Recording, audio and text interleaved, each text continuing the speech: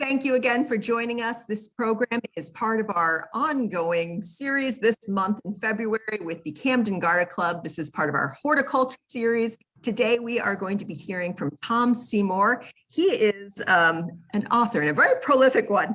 Tom has written his garden column from the ground up for Courier Publications since the mid-90s. He is an author with 4 titles to his credit, including Foraging New England and Foraging Mushrooms in Maine. He conducts foraging seminars for the public, as well as for individuals, and has taught foraging at Eagle Hill Institute in Gouldsboro. He is also a musician and a pastor at Frankfort Congregational Church. Tom, thank you so much for being with us today. You are welcome to go ahead and share your screen and get started. Okay, thank you for having me. And we won't. All right. Looks good. This program will start in the beginning of the year and go through the season. So again in spring, and I know this is a little light, this photo here, but I included to illustrate just how early some plants are available. Now this, if you can see these little yellow flowers there, see them? It's a hillside. It's a south-facing bank along the edge of the Passaigasawquig River in Belfast. And it's the end of February when I took this picture. So hopefully within a month, we may see some wildflowers. Can you imagine that? So another thing about, here's a close-up of it's coltsfoot.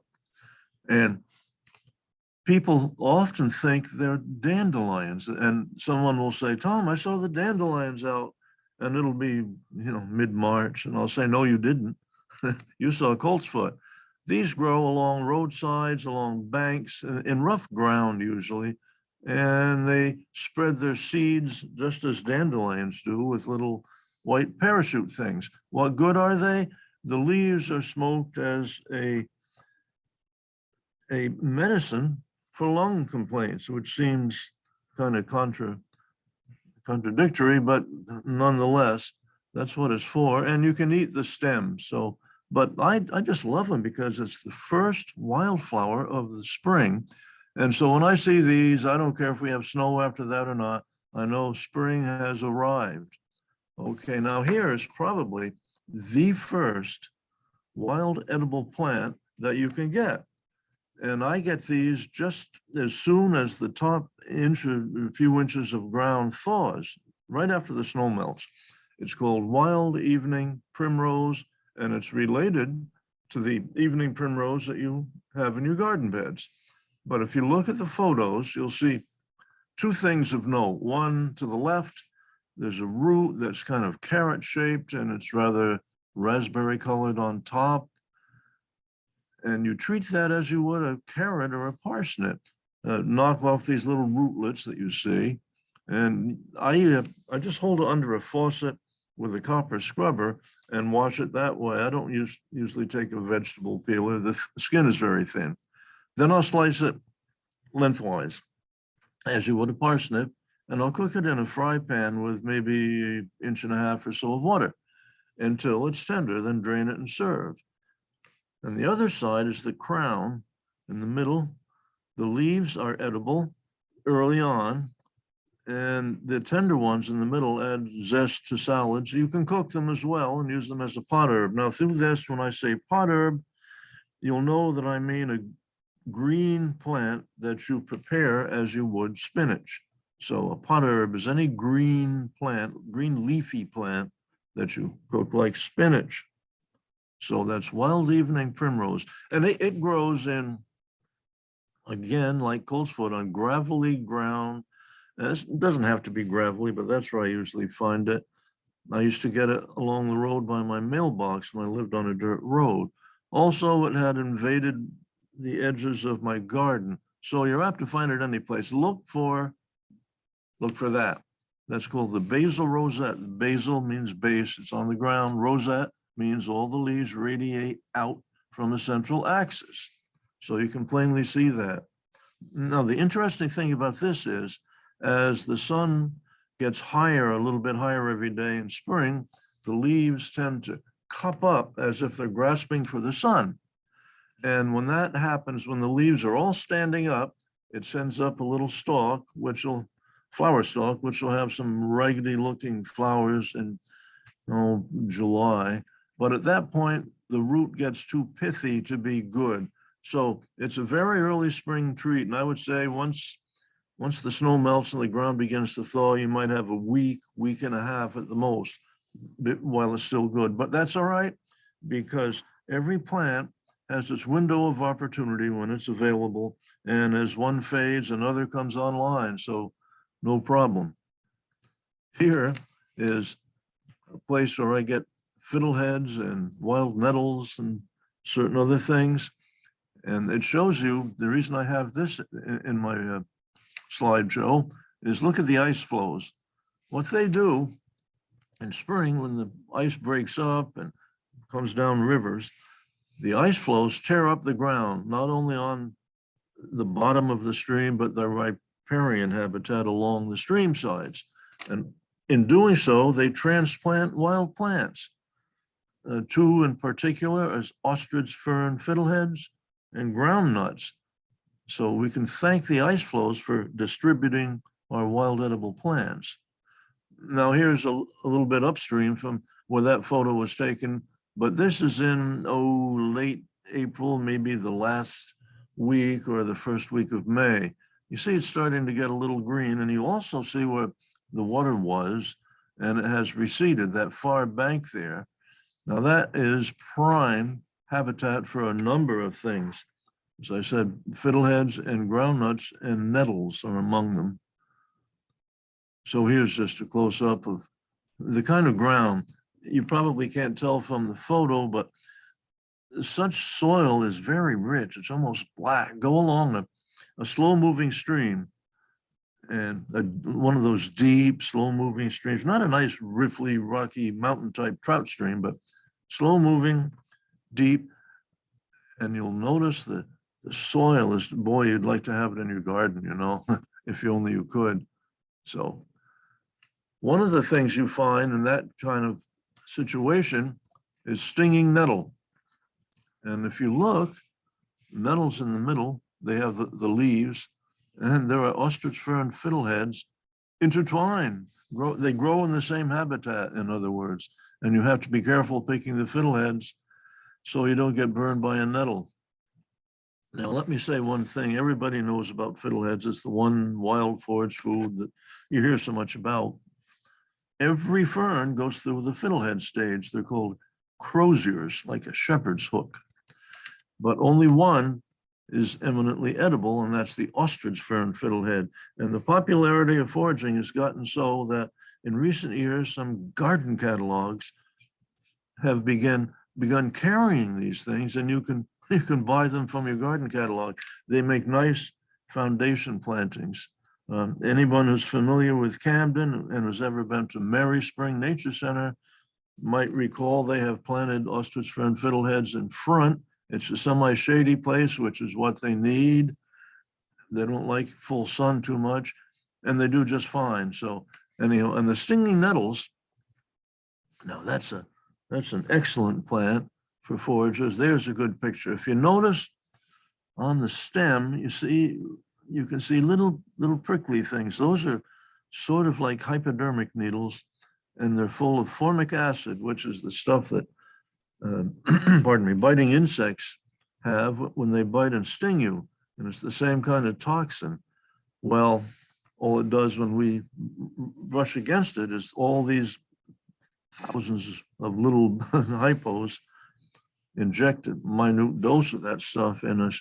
So once I was doing a photography session, I had a professional photographer wanted to know where to find fiddleheads. And so I found some for her, and she had her little tripod set up over them. She's bending down, taking her photos. And she said, offhand, do you know where I can find any stinging nettles? Well, I had just bumped into some, and I was trying to rub the paint out. And I said, don't you move an inch.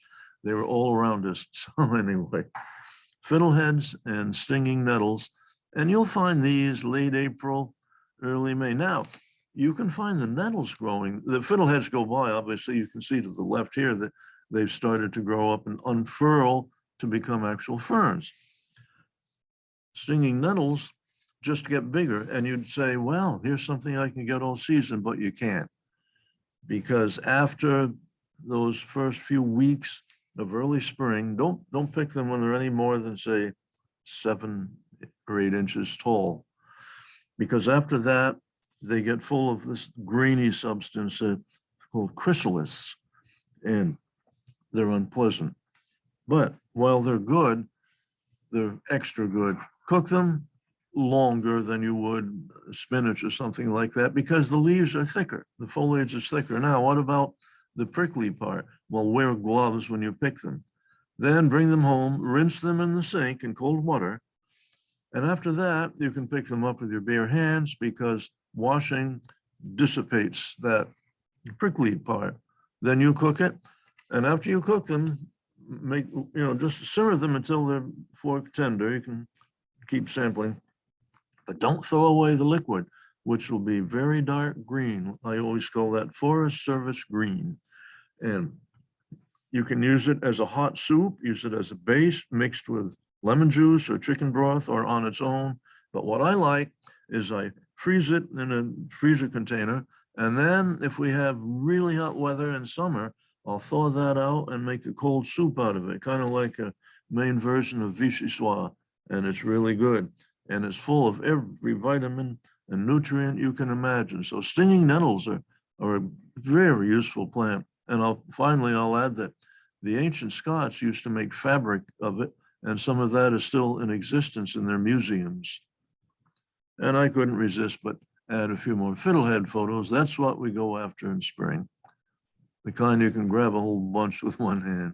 All right, in the same area, here again, notice that nice dark soil, that rich soil.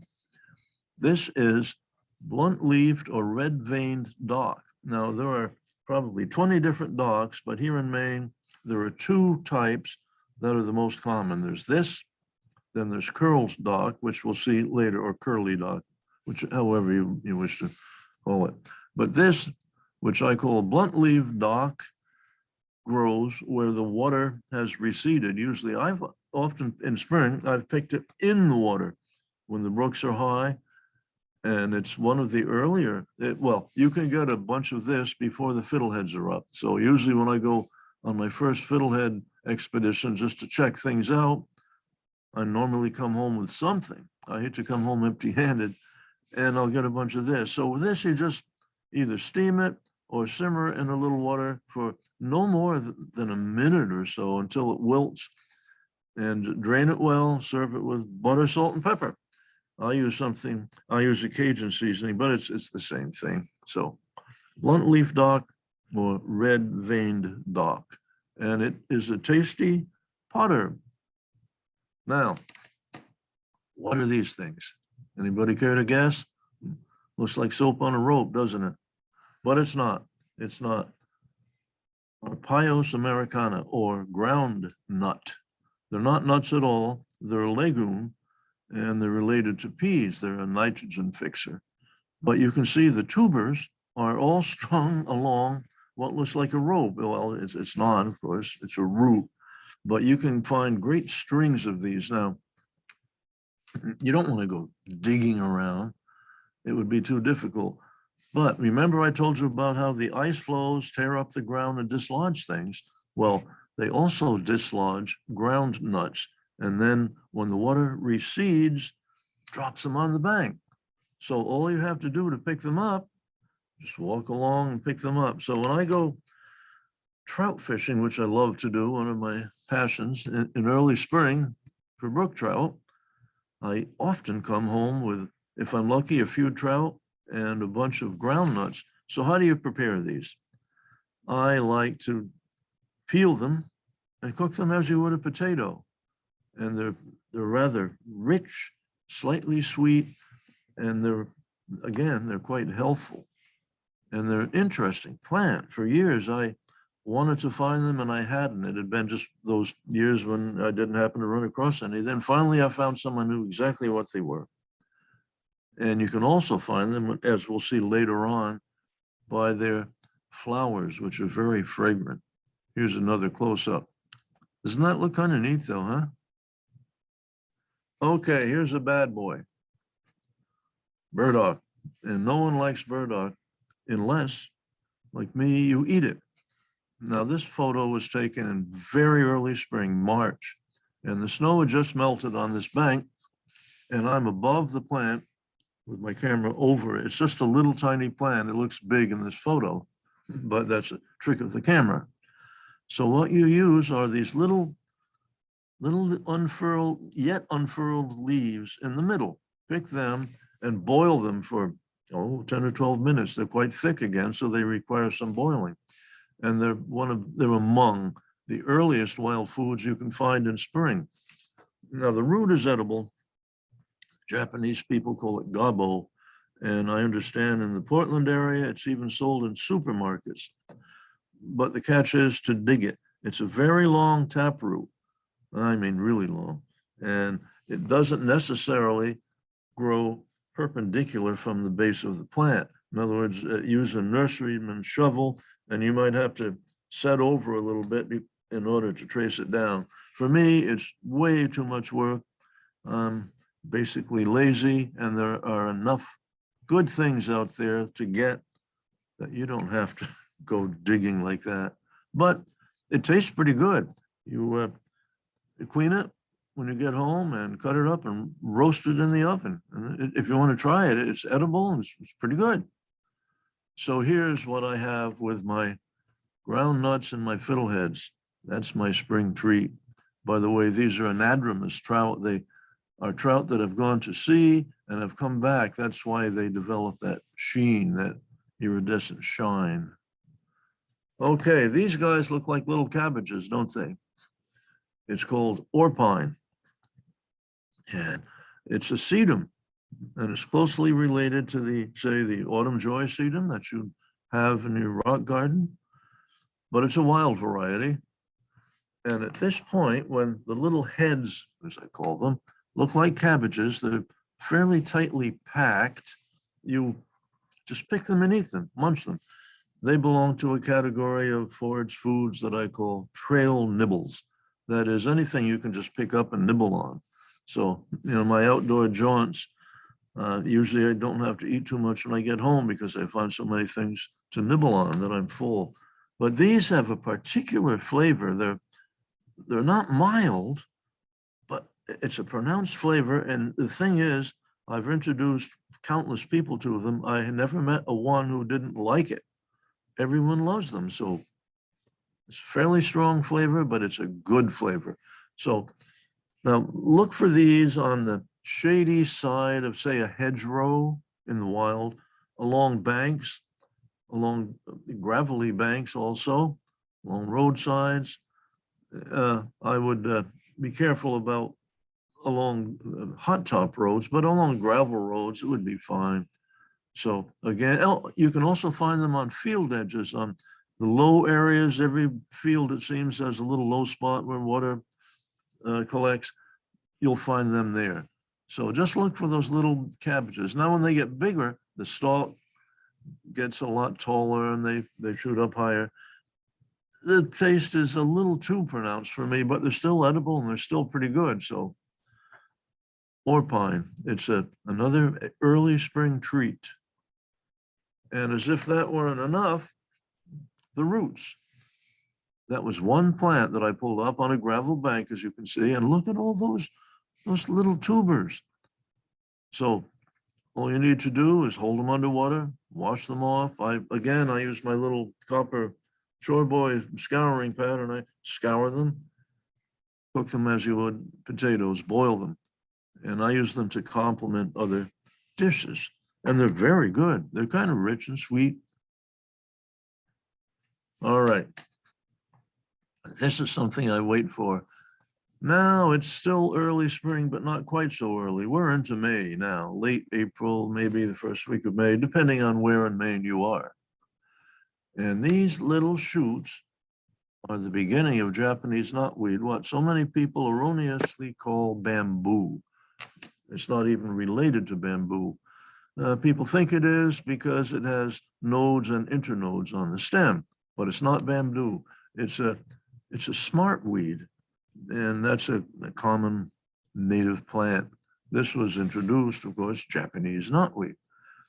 It was brought here in the late 19th century, in other words, say the 1890s, as an ornamental. Believe it or not, you people who have it on your ground and you try to kill it and poison it and burn it, it was originally brought here as a flowering ornamental. And it has little tiny clusters of kind of foamy looking flowers. But I like it because it tastes so good. Okay, when the stalks get bigger, say a foot to even 15 inches, here's what I do. Grab them near the base and bend them. And if they snap with a pop like that, a hollow pop, you'll know that they're prime. And you can either trim the leaves or leave them on. I leave them on. As of late, the last few years, I've been leaving them on. Cut them up into, I don't know, 5-inch lengths. Simmer them in water just until they're fork tender, then drain them. And again, I have them with BS&P, butter, salt, and pepper. And I can think of nothing finer. It's a great vegetable. There's vitamin C, vitamin E, D, and also it is a commercial source of resveratrol, which is used to treat Lyme disease. So in other places, in other states, it's harvested in quantity for the medical market. But I just love it. Now I'll pick a bushel of this stuff and I'll put it in a paper bag in my fridge in, say, the crisper drawer or crisper drawers, depending on how many bags of it I have, and it'll last for almost 2 weeks. And I can eat it every day. I just love it. And when it goes by, when it gets too tall and it becomes a little, it doesn't pop anymore when you bend it, then go on to the next plant. But anyhow, if you can't beat them, join them. They say, well, I say, if you can't beat them, eat them. And that's what I do with this. They kind of look like little asparagus spears, don't they? So that's just prime, ready to simmer. And I hope people try this because it's so good. All right, purple trillium. And I know someone's thinking, that's a beautiful wildflower. You're not going to hurt that. You wouldn't pick it. Well, yeah, I would, but only one leaf. It's the leaf that's edible. Very fragile and thin, and you briefly simmer it or steam it just until it's wilted and then eat it, and it has a delicate flavor. By picking one, you know how anyone who's seen purple trillium knows they get, bigger than your hand. These leaves are huge. But if you pick just one leaf out of the plant, it'll regenerate. Now this little stand here was on my woodlot, and I picked it every year for 40 years. Never heard it, but I picked just one leaf. And that brings to mind, always be judicious when you pick these things. Leave enough to regenerate. And I just had to include this. Isn't that pretty? Trillium, try 1, 2, 3. Everything is in 3 with trillium. Another wonderful spring wildflower. And speaking of which, this is a garden of trout lilies, a wild one, which I found. And if you look at, well, I'll show a close-up of the leaves. Trout lilies are edible for the leaves. There we go. Again, they're not as thin as trillium, but they're fairly thin. So just simmer them for a little while until they're fork tender. You see why they're called trout lilies? The markings look like a brook trout. And the little tuber that it comes from, which is about the size of a marble, is edible. However, it's very hard to dig, hard to find, and I don't think it's worth it. So I just stick to picking some of the leaves, maybe do this twice a season. You're not going to hurt it. You saw how big that colony was that we just pictured. So you won't hurt a thing. Just don't pull this or any other plant up by the roots, unless it's a root vegetable. Then that's different. Here's trout lily blossoms. Isn't that interesting? Their style bent over like that. So they are an attractive wildflower. And I think you can buy these too from the catalogs now. Pretty interesting. All right, now It's mid-May, and these leaves here are Aster macrophagia, or large-leaved aster. And you can tell them by several things. The stem, as you can see here, is a little fuzzy, as are the leaves. The size of the leaf, it gets to be 6 inches long, 4 inches wide, if not bigger. And where the stem attaches, it is cleft. You see the cleft. And finally, the teeth, that jaggedy portion along the edge or margin, are very coarse and irregular. So they're one of the world's easiest plants to identify. Again, they're a pot herb. Pick a leaf here and a leaf there. When you find them, you're going to find a huge, they don't grow singly, one here, one there. They grow in big bunches, big colonies. So pick some of the leaves, don't pull them up, take them home and cook them. And you'll find, I think, that you'll enjoy them. I usually do it maybe once a year, sort of a tradition with me. And there's another photo of them a little later. You can see how much the insects like them. I think the grasshoppers probably slugs. Now this one is a close-up of our native wild impatiens. If you don't grow impatiens in your garden, you may still have them around your property. It's also called jewelweed or wild touch-me-not. Now, jewelweed is unwettable. You can dunk that leaf in water, pull it out, and it's not wet. There are several other plants like that. And the name jewelweed comes from the dew will stay on it in the morning, little beads of dew. When the light hits it, it does look like jewels. Now, here's a close-up of very small jewelweed, and that's when you want to pick it. Don't let it get any bigger than, say, 6 inches. I wait for them to get big enough. And then finally one day I'll say, okay, they're big enough, and I'll pick a whole big basket full. You can see they're growing in here with the large leaf aster. So the two inhabit the same kind of place, and that is semi-shade. There are numbers of springtime plants that do all their work. They sprout, they emerge from the ground, they develop, they do everything before the canopy on the hardwood trees leaves out and makes it too shady. They can't stand bright sunshine. They require dappled shade or semi-shady. So, and there is my little brown ash collecting basket with a bunch of jewelweed inside, and that was a happy day. I think that was probably the first bunch I got in spring. You see how tall they are. They're not very tall. That's when they are at the best. And people often ask me about these leafy greens. Do they taste like spinach? And well, the answer in most cases is no. Everything has its own taste, its own flavor. But in this case, yeah, jewelweed does taste like spinach. I like it better than spinach, which may account for me not growing spinach in my garden anymore because I find such good substitutes in the wild. Why bother? Spinach bolts, and well, you get the notion. Here's a picture of something called a mayapple. And too bad I didn't have it when the fruit was on. It has a flower which turns into a single round fruit, which is edible. The leaves are not, they're toxic. So I consider it just something to know about. It's interesting.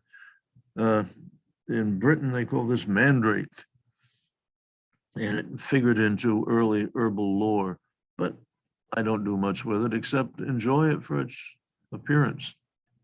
Now, we are into late spring. Now it's June. And this is a serviceberry tree. And it comes out, well, no, it's not June. I'm ahead of myself. The berries, it's called Juneberry. This blooms before the wild cherries.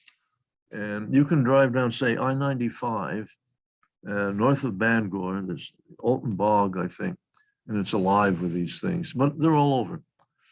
They grow in waste ground and near other trees. They seldom grow alone. They do, but one thing they don't do is they don't get very tall. There's a distinction between a shrub and a tree, a general distinction, and that is, if it's 20 feet or less, it's a shrub. If it's 20 feet or higher, it's a tree. Well, these are both. These can be slightly over 20 feet, and they can usually be a little less.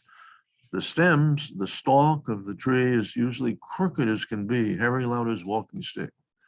But the thing about it is, once the leaves come out in the other trees, you can't find them to get the berries, which look like and kind of taste like blueberries. So what do? You mark the spot in spring. So this is 1st of May, say.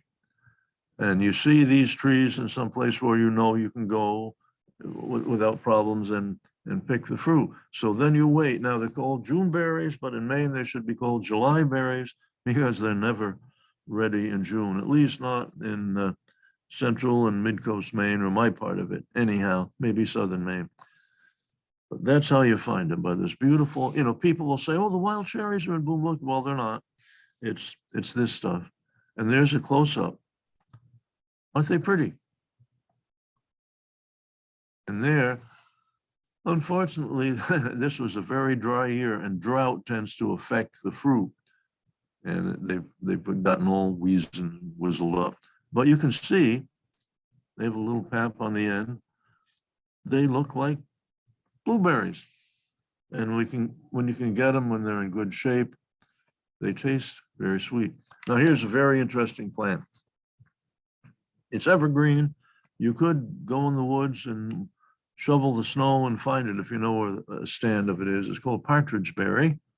And the interesting part about this is there's the fruit, and it has twinned ovaries. See those 2 little dots? Those are 2 ovaries. So they're a vining plant. They grow in semi-shaded or shaded even woodlands. You won't find them out in the open. The leaf is roundish. It's rather ovate or egg-shaped with the main vein, the central vein, the midrib is rather cream colored. And as I said, see this, you can follow the vine and you can't miss it once you find it. Now the berries will last all winter if you can beat the animals to it. So this is one of my trail nibbles. When I find these, sometimes you find a big quantity of them and, you know, pick 10 or 12 of the berries and eat them. And they're not as sweet as, say, a raspberry or a strawberry, but they're pretty good. And they're a berry that you can pick. You know, the old notion, when I was very young, the old timers always said, beware of red berries, don't pick them, they're all poison. Well, they're not. Some are, some are not. You have to learn each plant individually, learn its ins and outs. Everything is different, one from another. There's a close-up of Partridge Berry. And you can't miss it once you learn it. Now see the flowers, see how remember the fruit with the twinned ovary, that's how the flowers come out, twinned. Look like mayflowers kind of, but they're not. Now here's another very interesting and very useful wild plant. Quintonia, or Quintonia, however you wish to pronounce it, grows in that dappled shade that we spoke of. And you notice here the leaves are kind of curled up. Well, eventually later in summer, they'll unfold and become flat and ovate. But at this point in early spring, this is before the leaves on the deciduous trees have shaded them. They're kind of curled like a napkin on a formal setting. So at that point, you pick the plant. And if you're not certain, you think, oh, I think this is it, but I'm not sure. Just break it and smell it. It smells exactly like cucumber.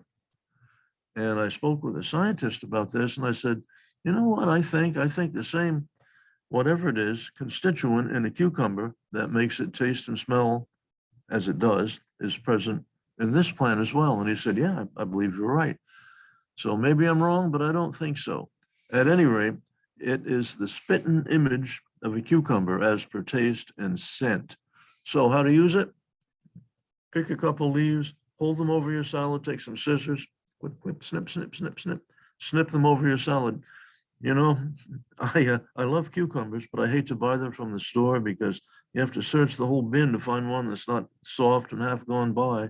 At least these give you that flavor and you don't have to worry about it. But they're just an interesting plant and very, very pretty later in summer.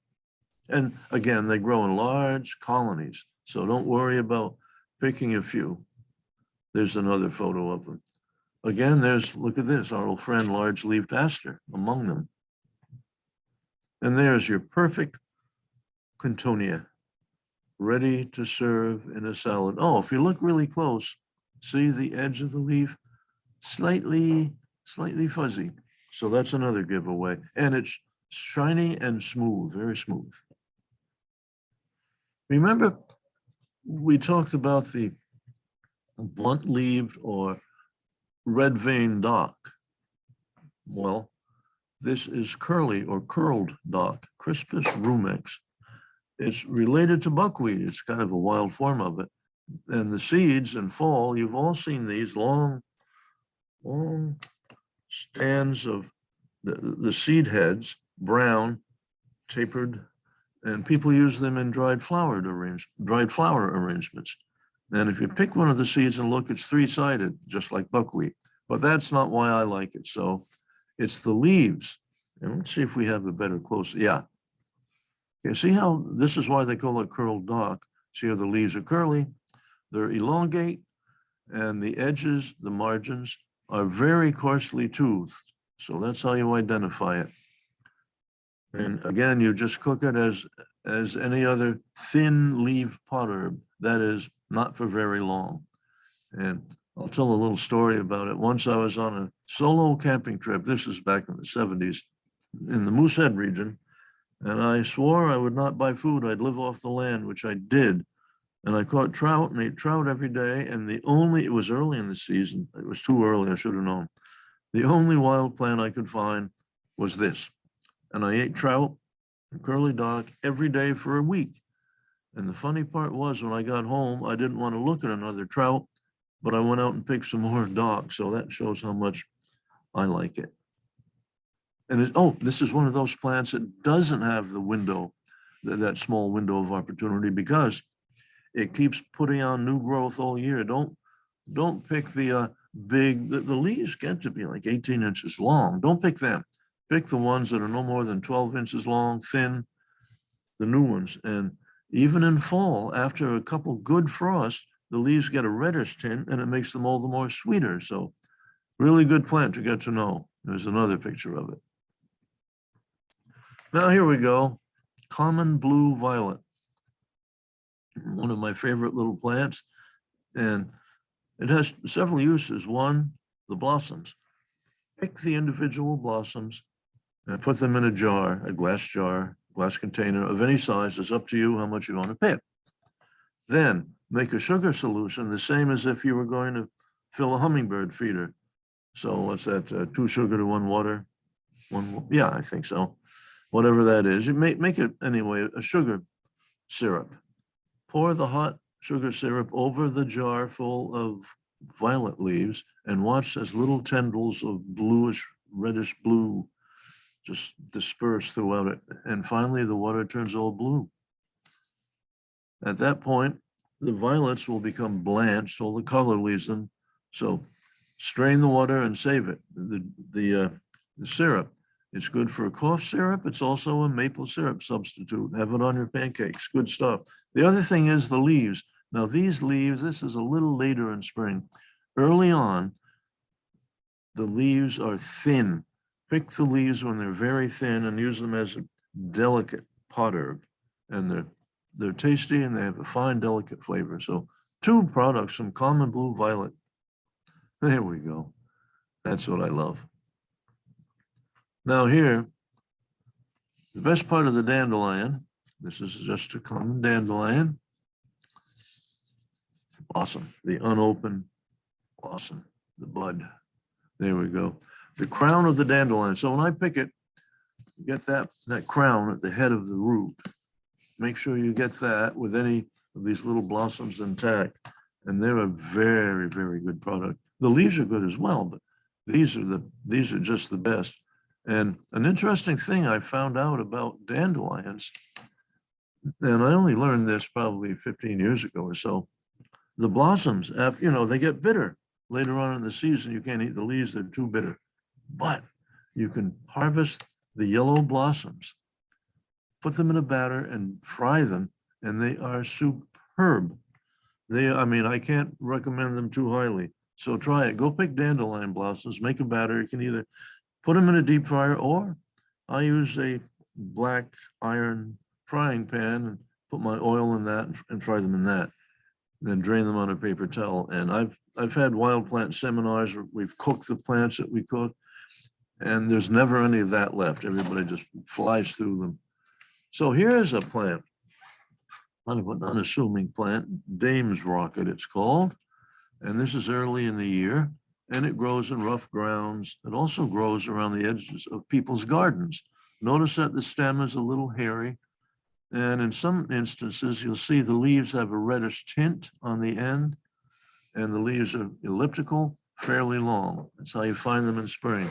I found these along a railroad track, so that tells you that they don't necessarily care for the best ground. And there's a close-up of the leaves. Now these, believe it or not, are in the mustard family. Notice that, again, the margin, the edge of the leaf has just slight indentations for teeth, and they're kind of fuzzy. And they're really fuzzy, see the stem? And that's all you need to know to pick them, or you can wait until they bloom to make a further identification and pick them the following year. So here we have Dame's Rocket in bloom. They come in colors of blue, white, and kind of pinkish. And they have, the botanical name is Hesperus matronale. Hesperus means evening, matronella. Matronelle means matron, a Dame's Rocket. And they release this super sweet fragrance in June. I plant this, it's illegal now, by the way. The Maine Department of Agriculture has called it an invasive species, which it really isn't. But before it was illegal, I planted them all around my house, and I left my windows open at night in June, and it would fill that delicious fragrance. It's not illegal to pick the leaves and eat them, though, thank goodness. Here's another one that's everyone's favorite. It's common milkweed. Now, early in the season, these little tips just spring up on your lawn or wherever you have milkweed. And you see there's 4 leaves, 1, 2, and they go in 2 directions. There's 2 this way and 2 on the inside this way. So you reach down and you pick that little 4-leaf tip, and you cook it as you would a green bean. It requires boiling because it's fairly thick. And they're a fine vegetable. They're a really good vegetable.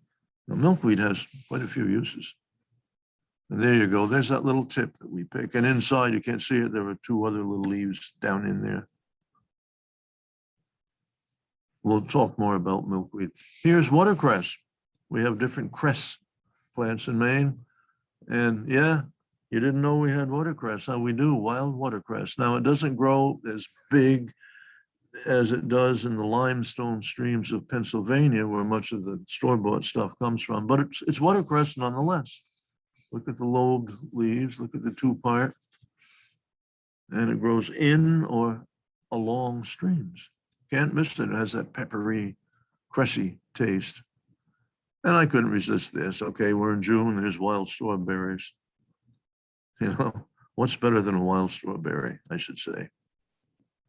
All right, now I hear people saying, poison ivy. Well, it's not.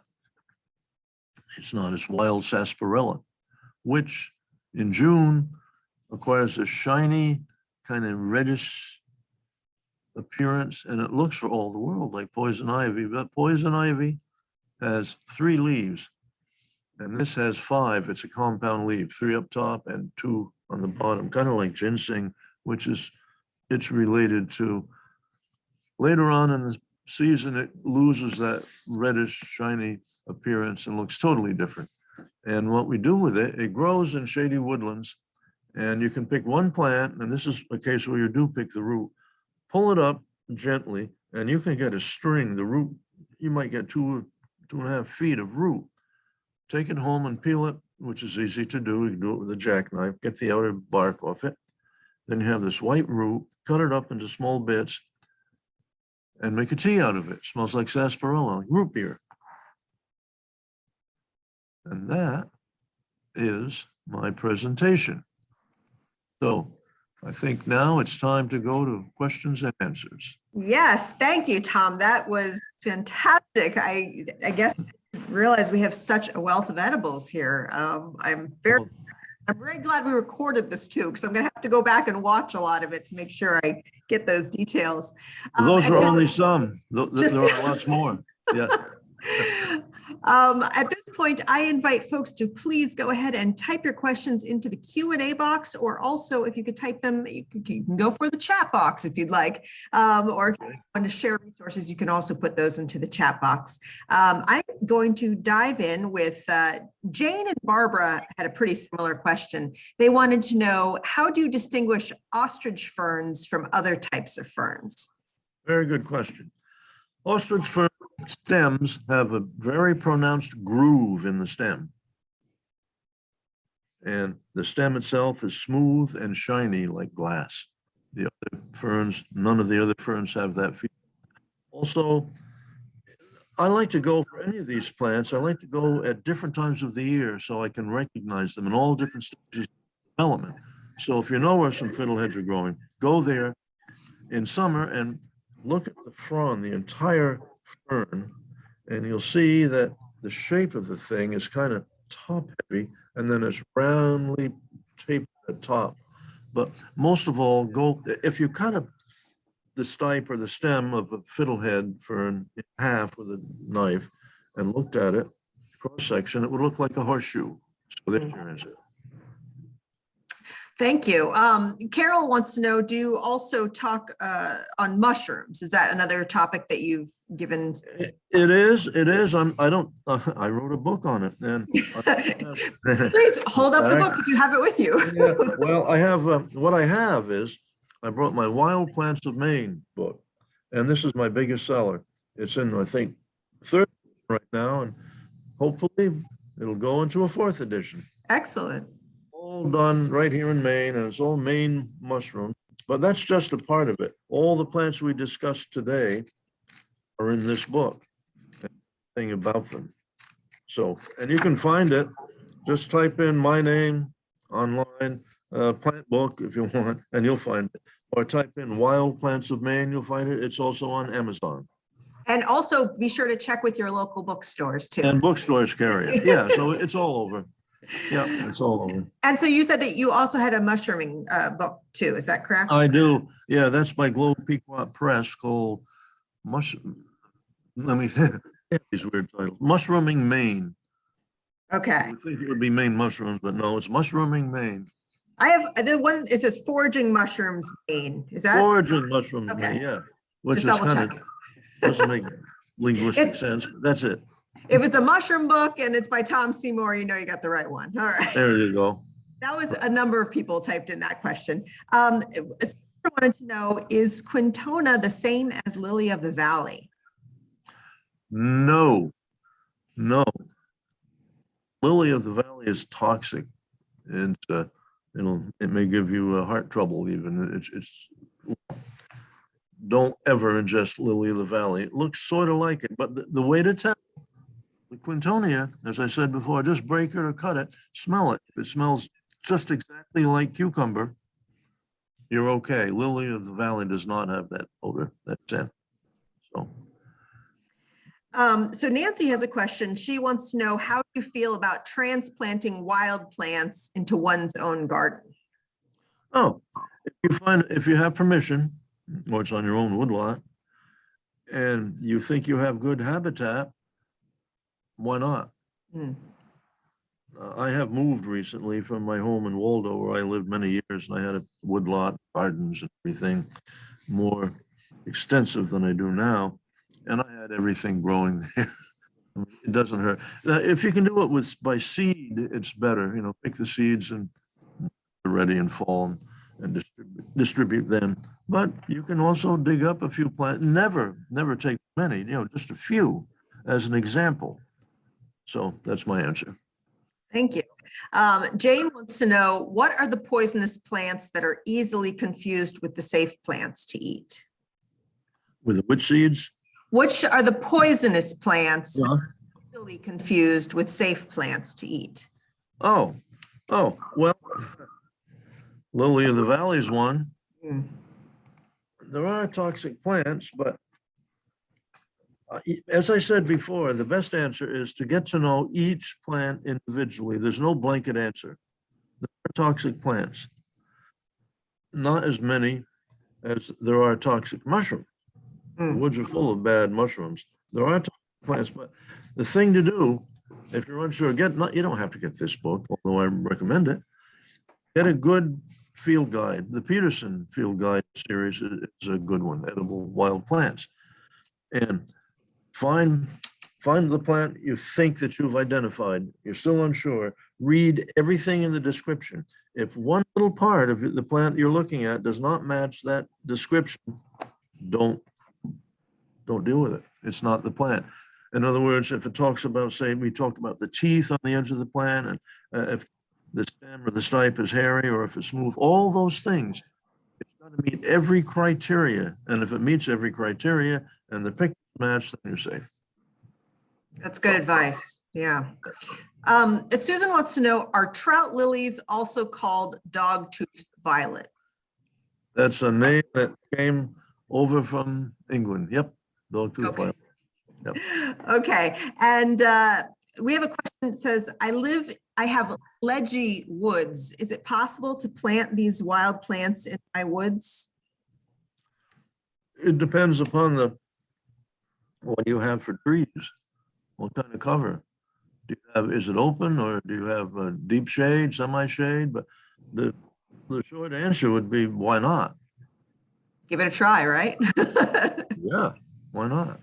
See if it sticks. Again, look in your book and it'll tell you what kind of habitat each plant prefers.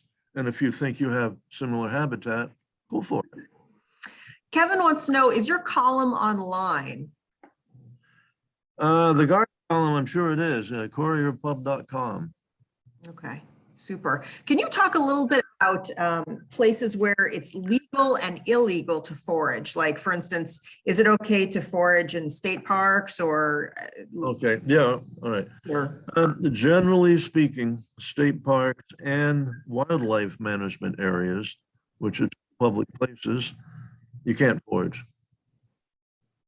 They don't allow it. Usually. I often go to places and I'll lead tours and I get special permission to pick, but it's for scientific purposes.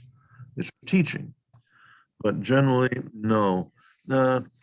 Again, the old Maine way was, if it's not posted, you can hunt, fish, forage, dig clams, and all that, harvest seaweed, all that kind of stuff. And that hasn't been countermanded yet. However, really, especially with foraging, you really need to secure permission before you go picking on private land. No. Excellent advice. Yes. You had brought up, you just mentioned clamming. Do you also give talks or have any books in the works where you talk specifically about coastal foraging and things like sea? Absolutely. Absolutely, I do. Again, Wild Plants of Maine has a section on it. And I just love Maine Seashore. I just love talking about these things. Yeah, there's a whole lot of stuff along the beach, above and below the high tide line. Oh, excellent. I might have to have you back for a talk about that specifically. I think I'd love to do would that. love to hear about that. Yeah. Jolene, we're about to wrap up pretty soon. Jolene wants to know, what is Tom's favorite spring edible? Oh, you would ask. Oh, let me see. Oh, boy. Oh, it's so tough. Well, I can't come up with an answer, but I guess I'll have to, won't I? Dandelions. Dandelions? I've never tried the crowns. I've never tried the crowns before, so I've only just done leaves. I'm excited. I didn't either, but a friend some years ago told me about it and said I should try it, and I did. And I mean, people go nuts over it, and I do. I mean, look forward to that. I can't wait until they go to blossom. Everybody says dandelion season's over. Well, it's not. It's just begun. We batter fry anything, and I bet it's tasty, but that sounds especially good. So I'll give that a These try. are really good. Yeah. All right, I'm going to invite, so Deborah, I'm going to promote her to panelist now. So hopefully she'll be joining us in just a moment. Deborah Stokes is the president of the Camden Garden Club. Oh, it looks like she's popping on. So let's just see. Deborah, are you able to turn your camera on and your sound? Oh, Here I am. Good morning. Good morning. All right, Deborah. Hello. Yeah, the great technology. It's great when it works and it's not when it doesn't. So anyway, thank you, Julia, for filling in until I could get in. And as president of the Camden Garden Club, I want to thank Tom for his presentation today, and Julia and the Camden Library for hosting our horticultural series, and to everyone watching for being with us this morning. The Camden Garden Club has been providing the Winter Horticultural Series to the community since 1969. And you can find more information about the Garden Club at camdengardenclub.org. To further answer that one question about where you can and cannot forage, being a retired federal park ranger, I can tell you that federal land is off limits to foraging because it is meant to be for everyone, regardless of what is growing. And just a reminder that next Tuesday, February 8th, we will take a virtual walk through Camden, which will include a number of historic buildings and areas with Dave Jackson and Amy Rollins. So I hope that you will join us. Yes, we are very excited. Very own Dave Jackson here and Amy. They're both great. It's going to be a really nice talk. And, you know, if you haven't had a chance to go on the walk before with them during the summer, or if you have and you just want to hear some more about it, they're a lot of fun and just full of so much great knowledge. Tom, thank you so much for being here. And this was Tom's first Zoom, by the way, and he did awesome. So very proud of you. Thank you. I had to pull you kicking and screaming into Zoom world, but you did a fantastic job. Folks, if you would like to find the recording of this program in about an hour or so, hopefully I'll have it up on the Camden Public Library Program's YouTube channel, so you can watch it again and share it with your friends and family. And you can, again, find the links to register for our upcoming programs at librarycamden.org or by visiting the Camden Garden Club's website. All right, everyone, have a wonderful rest of your day. Stay warm and cozy. Goodbye. Thank you, Julia.